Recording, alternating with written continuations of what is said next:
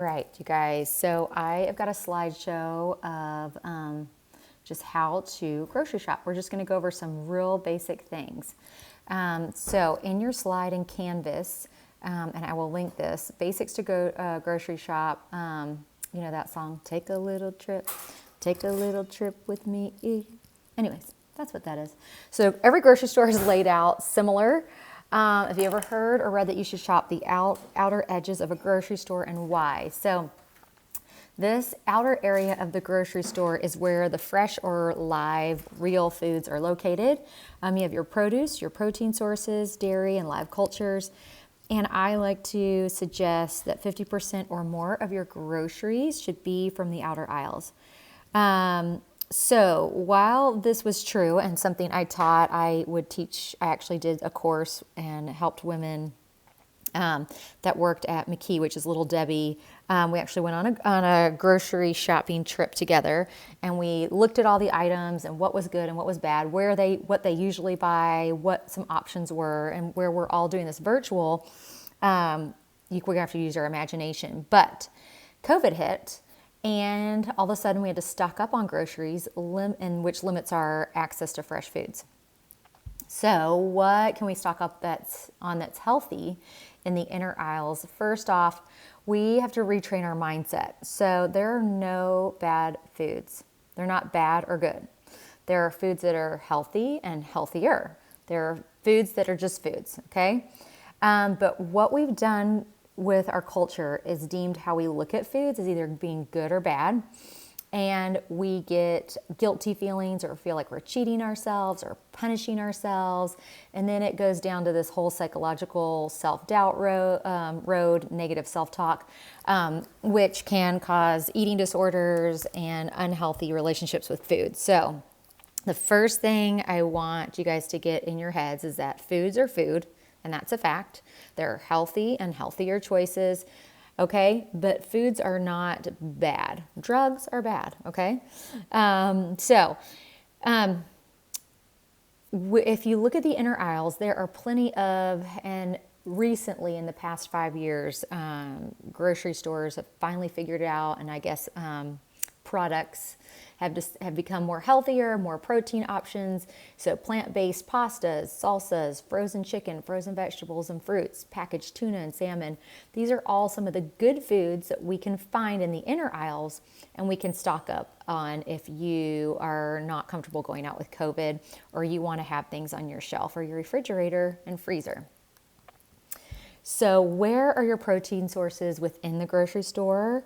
I listed stuff for vegetarians, vegans, and then just everyone else. So everything from protein powders, low-carb yogurts, cottage cheese, hemps, lentils, chia seeds, peas, quinoa. Those are some vegetarian options you can read through. The vegan options, again, more seeds, cashews, hazelnuts, pecans, chickpeas. So vegans are going to have be stretched a little bit to be able to hit the limits on their fat because a lot of their protein sources are going to have a higher fat ratio. So that's something you're going to have to watch. And then for everyone else that's not following a dietary guideline, your steaks, your lean ground beefs, your tuna, chicken breast, salmon, turkey, tilapia, and shrimp all have high protein sources. So I have actually given you visuals that I found, and you can see how much protein is in a lot of these. So for the meat eaters, I mean, there's lean pork chops and chicken breasts and skirt steaks.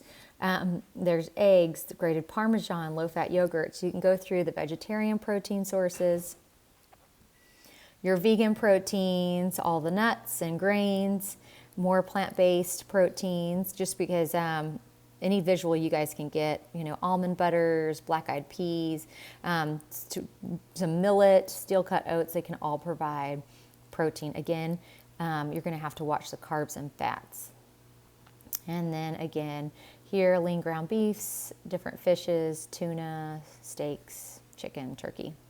So there are plenty of items that we buy every day that we may not be aware have really a lot of carbohydrates. So they can benefit our health, meaning and we just need to be aware of the macronutrients that are in them. Macronutrients being proteins, fats and carbohydrates. For example, there are over 20 different yogurt options. If you go to Mexico, there's over 100. I don't know why they like yogurt so much. Anyways, yogurt, I can already see a spelling error, contain live bacteria cultures that help our gut. So whether you're buying the cheap stuff or the good stuff, whatever, they all have live cultures. So everyone thinks yogurt healthy, just grab the one that tastes the best. But like I showed you, if you're on the Facebook page, I can pick up a brand and it can have 30 grams of carbs, the same, let's say 8 ounces of yogurt. And I can pick up 8 ounces of yogurt of a different brand and have only 3 carbohydrates. So it's up to you. If you want to spend your macronutrients and taste your yogurt, that's your choice. But we've learned that we have to portion control all our macronutrients if we're going to achieve our goals. So there are hidden carbs, and we talked about sauces, syrups, condiments, yogurt, anything instant, such as instant oatmeal, drinks, especially sweet tea. So I am in the South, and sweet tea is like water here. You are chugging carbs and sugar. And actually, being a dentist's wife, this is one of the biggest reasons for tooth decay actually in children. So a lot of people, you'll see sweet tea in bottles, and it causes baby rot in the mouth. So look at the labels. Summary, we're going to go over there are not good or bad foods. They're only foods that vary in nutrition. 50% of or more of your foods in your cart should be from the outer aisles. You can find protein in vegetables, beans, legumes, meat, seafood, various grains, eggs, and dairy. Eating to fuel my body properly does not need to be expensive, so it does not cost a lot to be healthy. And you literally have control over what you buy, what you put in your cart, and what comes into your home. So you need to take responsibility for that. Hidden carbs are everywhere. So looking at the labels as we grocery shop is going to be key to your success. So I am going to I took a trip to, we call it the you-know-what's right here. This is what my sister taught me to call it because ours is pretty gross.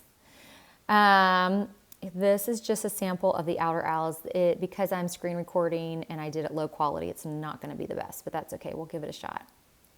So we're going around the outer aisles. I grabbed carrots, I grabbed kale for my smoothies, cucumbers, avocados, and spinach. Tuna is something you can stock up on. Again, I am doing chicken parmesan, so I got plant-based pasta. There's some protein options, frozen fruits and eggs, the various dairy options, and